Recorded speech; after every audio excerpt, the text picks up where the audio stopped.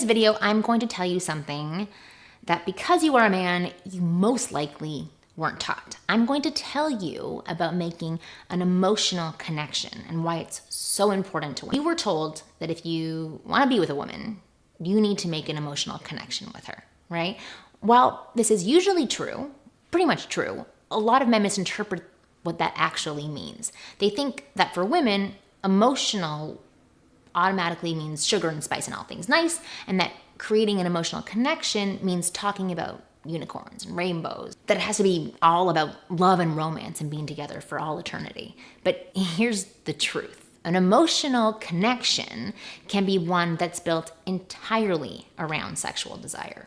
If we think to ourselves, oh my God, he just made me think of the dirtiest thoughts I've ever thought about and I don't even know why, that's an emotional connection because it's a feeling of sexual attraction and arousal that we experience that connects us to you. You made us feel that. So please pay attention to this next point though, because it's incredibly important. Even though sexual desire counts as an emotional connection, most men go about this completely the wrong way. They're way too direct and explicit because that's what men respond to. However, women are not wired the same way. It's simply not a turn on when a guy asks us, oh, want to do it? Or tells us, bend over and I'll give you the ride of your life. Maybe that's what porn actresses get excited by on screen, but for real flesh and blood women, there's nothing sexy about that at all. Instead, subtlety and innuendo are your best friend when trying to arouse women. If you can hint at something sexual and make us picture something dirty in our minds without directly stating it, that's way more titillating than being too obvious about it. So here are some examples and types of subtle statements. When a woman is complimenting you or challenging you, let her know that you know what she's trying to do and that you are onto her. Basically, you're accusing her of having a dirty mind. So here are some examples. You're so hitting on me right now. Or, you're falling in love with me right now, aren't you? Or something like, you're flirting with me. That's really cute. Or, see, I knew you had a naughty side. Or, I have way too many terrible thoughts going through my mind right now.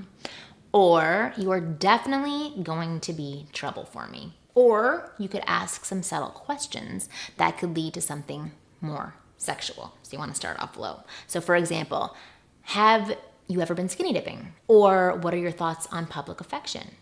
All of these subtle lines are ways to introduce sexuality into your conversation. And if she jumps onto these statements, it's a sign that she's on the same page as you and ready to escalate things to another level. Not necessarily sex, but her acceptance and participation indicates that there is an attraction that you will still need to build upon. When you do it this way, it lets us use the power of our imaginations to turn ourselves on. And since the brain is the largest sexual organ, no matter what your tape measure says, you'll be more aroused than if we don't have to imagine anything at all. To see proof of this, simply pick up any woman's romance novel. Seriously, go on Amazon and buy one. It'll be the best $5 that you've ever spent. You'll notice how things always start off slowly and the tension builds gradually. How sex is implied and teased at without being explicitly talked about.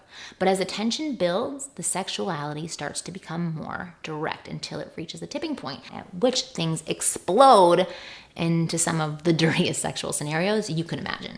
This is what we respond to. This is how we fantasize about things going down when we meet a man, not what you see in porn made for men, where barely 2 words are exchanged before the actors mindlessly pound each other. Guys who understand how to communicate with women in this way are incredibly rare, which is why the few who do get it also have more sexual options than they can handle.